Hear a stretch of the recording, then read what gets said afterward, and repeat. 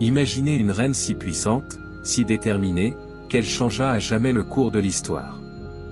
Mais derrière son règne éclatant, se cachait une chute des plus sombres.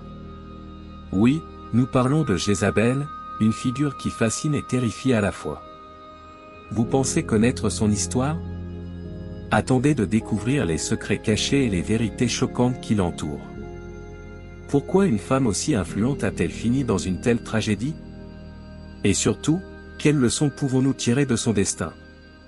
Restez avec nous pour un voyage captivant dans le passé, où chaque détail compte et chaque révélation surprend. Prêt à plonger dans l'intrigue? Allons-y. Jézabel était une princesse de Tyr et de Sidon, deux villes phéniciennes prospères situées sur la côte méditerranéenne. Fille du roi Ekbal, elle grandit dans un environnement où les cultes polythéistes étaient prédominants, notamment ceux de Baal et d'Astarté, divinités phéniciennes majeures. La Phénicie était alors réputée pour son commerce maritime et ses innovations culturelles, influençant grandement les régions avoisinantes par ses pratiques religieuses et ses traditions. En tant que fille d'Ekbal, Jézabel avait accès à une éducation de haut niveau, comprenant probablement des connaissances en politique, religion et art. Son ascendance royale lui conférait non seulement un statut élevé mais aussi une compréhension des dynamiques de pouvoir, ce qui se révélerait crucial dans ses actions futures en tant que reine d'Israël. La Phénicie, étant un centre de commerce et de culture, offrait à Jézabel une vision du monde bien plus vaste que celle des royaumes voisins, y compris Israël. L'ascendance de Jézabel ne se limitait pas à son statut royal, elle portait également en elle l'héritage religieux de ses ancêtres. Les pratiques cultuelles phéniciennes, centrées sur des rituels complexes et des offrandes aux dieux Baal et Astarté, façonnèrent sa vision du divin et son dévouement aux divinités de son peuple. C'est cette même ferveur religieuse qu'elle tenterait d'inculquer en Israël, provoquant des conflits majeurs avec les traditions monothéistes des Hébreux. Avant de commencer avec le contenu d'aujourd'hui, j'aimerais vous demander un petit service. Si vous appréciez nos vidéos et souhaitez continuer à voir plus de contenu passionnant, nous vous invitons à liker cette vidéo et à vous abonner à notre chaîne. C'est le meilleur moyen de nous soutenir et de rester informé de toutes les nouvelles histoires et vidéos que nous partageons. N'oubliez pas d'activer la cloche de notification pour ne manquer aucune vidéo. Merci de faire partie de notre communauté et maintenant, profitez de la vidéo. Le mariage de Jézabel avec le roi Achab d'Israël n'était pas simplement une union romantique, c'était une alliance politique stratégique. En épousant la fille du roi phénicien Ekbal, Achab consolidait une alliance avec un puissant voisin, garantissant ainsi des avantages commerciaux et militaires pour Israël. Cette union symbolisait également l'ouverture d'Israël à des influences culturelles et religieuses extérieures, ce qui allait profondément marquer le règne d'Achab. Jézabel, en tant que reine, apporta avec elle non seulement sa culture mais aussi ses dieux. Son mariage avec Achab permit l'introduction et la promotion des cultes phéniciens, notamment celui de Baal, en terre israélite. Cette intrusion religieuse fut vue par beaucoup comme une trahison des traditions hébraïques, entraînant des tensions croissantes entre les partisans de Yahweh et ceux de Baal. Le mariage de Jézabel et Achab est souvent considéré comme une période de changement significatif dans l'histoire d'Israël. Bien que cette alliance ait apporté des bénéfices matériels et stratégiques, elle a également semé les graines de conflits religieux et politiques. L'influence de Jézabel sur Achab et ses décisions royales démontra à quel point les alliances matrimoniales pouvaient remodeler le paysage sociopolitique et religieux d'un royaume. Une des actions les plus marquantes de Jézabel en tant que reine d'Israël fut la promotion active du culte de Baal. Dès son arrivée, elle fit construire des temples et des autels dédiés à Baal, encourageant ainsi les Israélites à adorer cette divinité phénicienne. Cette imposition d'un culte étranger provoqua une profonde division au sein du royaume, opposant les fidèles de Yahweh aux nouveaux adorateurs de Baal. Jézabel ne se contenta pas de promouvoir le culte de Baal, elle chercha également à éradiquer le monothéisme en Israël. Elle utilisa son pouvoir pour persécuter les prophètes de Yahweh, ordonnant leur exécution et détruisant leurs lieux de culte. Cette persécution violente visait à affaiblir l'influence de la foi hébraïque et à établir la suprématie de Baal dans le royaume. La promotion du culte de Baal par Jézabel eut des conséquences durables sur Israël. Non seulement elle provoqua des conflits internes, mais elle attira également la colère des prophètes de Yahweh, qui virent en elle une menace directe à leur foi et à leur mode de vie. Cette confrontation religieuse intense allait culminer dans des événements dramatiques, marquant le règne d'Achab et de Jézabel d'une empreinte indélébile. Jézabel, déterminée à imposer le culte de Baal, déclencha une campagne de persécution contre les prophètes de Yahweh. Elle ordonna des massacres de masse, visant à éradiquer tous ceux qui défendaient le monothéisme hébraïque. Ces actions violentes semèrent la terreur parmi les fidèles de Yahweh, forçant de nombreux prophètes à se cacher ou à fuir. La persécution orchestrée par Jézabel ne se limita pas aux exécutions.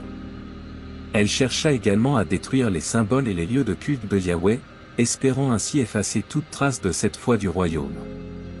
Les autels furent démolis, les sanctuaires profanés, et les fidèles persécutés, créant un climat de peur et de répression. Cette campagne de persécution eut un effet profond sur la société israélite. Non seulement elle divisa le peuple, mais elle renforça également la détermination des fidèles de Yahweh à résister. Les prophètes survivants, bien que traqués, continuèrent à prêcher et à dénoncer les actions de Jézabel, préparant le terrain pour des confrontations futures. La répression brutale de Jézabel attira également l'attention et la colère des prophètes les plus influents, notamment Élie, qui allait devenir son adversaire le plus redoutable. Le conflit entre Jézabel et le prophète Élie est l'un des épisodes les plus dramatiques de son règne. Élie, fervent défenseur de Yahweh, s'opposa vigoureusement à l'introduction du culte de Baal en Israël. Sa confrontation avec Jézabel atteignit son paroxysme lors du célèbre défi sur le mont Carmel, où Élie proposa de démontrer la supériorité de Yahweh sur Baal. Sur le mont Carmel, Élie défia les prophètes de Baal à invoquer leur Dieu pour faire descendre le feu du ciel et consumer une offrande. Malgré leurs efforts désespérés, les prophètes de Baal échouèrent. Élie, en revanche, pria Yahweh, qui répondit par un feu divin, consumant l'offrande, l'autel, et même l'eau autour. Cet événement spectaculaire discrédita Baal et renforça la foi en Yahweh parmi les spectateurs, humiliant Jézabel et ses partisans. Après la défaite des prophètes de Baal, Élie ordonna leur exécution, ce qui intensifia encore plus la haine de Jézabel envers lui. Elle jura de le faire tuer, forçant Élie à fuir pour sa vie.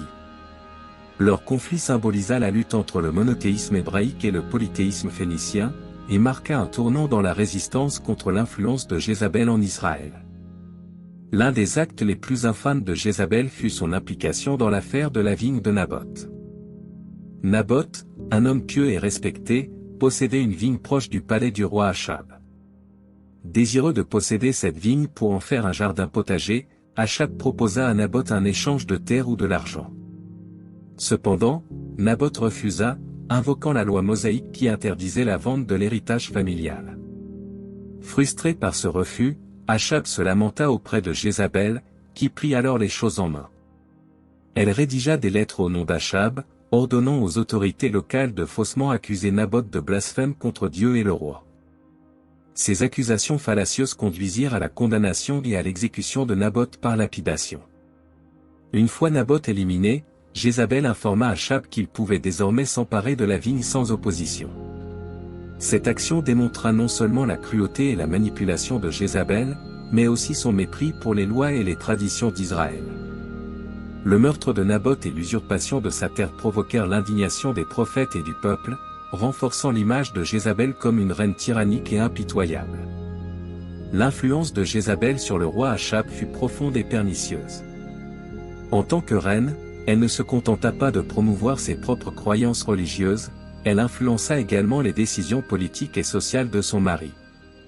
Sous son influence, Achab adopta des pratiques idolâtres et injustes, s'éloignant des principes de justice et de piété qui devaient guider le roi d'Israël. Jézabel encouragea Achab à ignorer les conseils des prophètes de Yahweh, favorisant plutôt les prophètes de Baal et les autres déités phéniciennes. Cette influence conduisit Achab à prendre des décisions qui affaiblirent la cohésion religieuse et morale de son royaume. La promotion de l'idolâtrie et les actes d'injustice, comme l'affaire de la vigne de Naboth, illustrèrent la corruption croissante au sein de la cour royale. L'influence de Jézabel sur Achab eut des conséquences désastreuses non seulement pour lui-même mais aussi pour tout le royaume d'Israël. En s'écartant des voies de Yahweh, Achab perdit le respect et la confiance de son peuple, préparant le terrain pour des rébellions et des bouleversements futurs. Le règne d'Achab, dominée par l'influence de Jézabel, est souvent qualifiée de période de décadence morale et spirituelle dans l'histoire d'Israël. Le prophète Élie, après avoir été témoin de la cruauté et de l'idolâtrie de Jézabel, prophétisa un destin tragique pour elle. Il déclara que Jézabel mourrait de manière ignominieuse et que les chiens lécheraient son sang à l'emplacement même où Naboth avait été injustement tué. Cette prophétie symbolisait non seulement la justice divine mais aussi la rétribution pour ses nombreux crimes. La prophétie d'Élie fut un avertissement non seulement pour Jézabel mais pour tout le royaume d'Israël.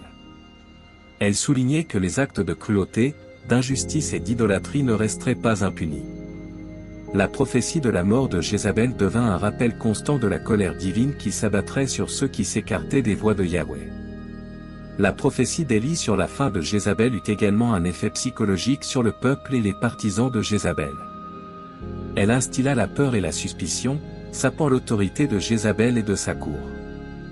La parole du prophète, respectée et crainte, prépara le terrain pour les bouleversements à venir et la rébellion contre la maison d'Achab. La chute d'Achab fut en grande partie attribuée à l'influence néfaste de Jézabel. En s'écartant des enseignements de Yahweh et en adoptant des pratiques idolâtres, Achab perdit le soutien des prophètes et d'une grande partie de son peuple. Sa défaite et sa mort sur le champ de bataille, lors de la guerre contre les Syriens, furent vues comme une conséquence directe de ses actions et de son alliance avec Jézabel. Achab mourut en combattant les Syriens lors de la bataille de Ramoth-Galad.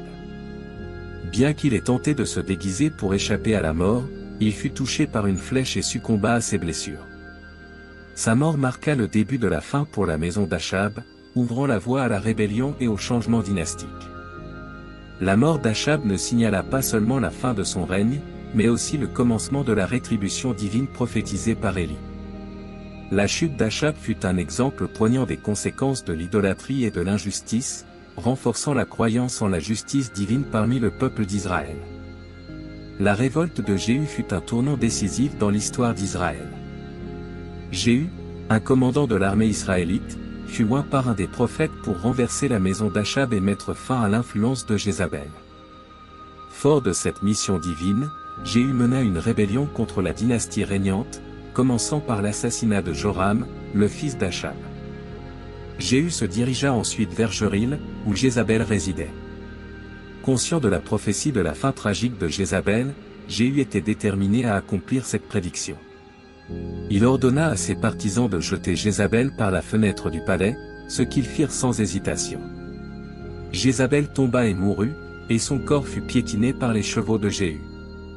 La révolte de Jéhu ne se limita pas à l'exécution de Jézabel.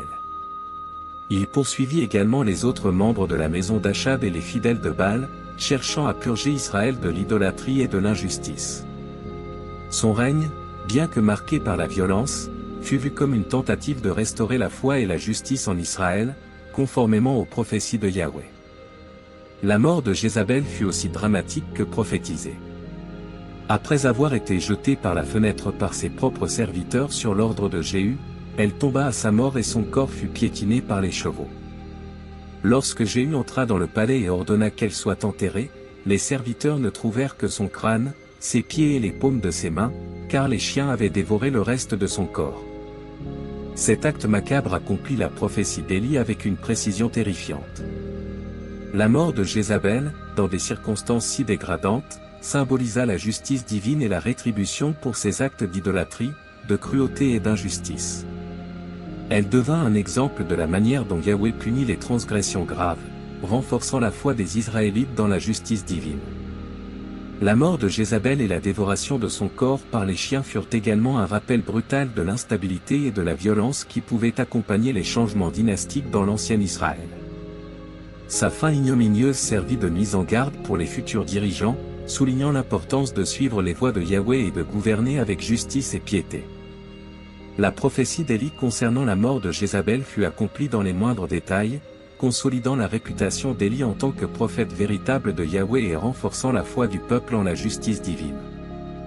Le fait que les chiens aient effectivement dévoré le corps de Jézabel, laissant seulement son crâne, ses pieds et les paumes de ses mains, fut vu comme une preuve irréfutable de l'accomplissement de la parole de Dieu.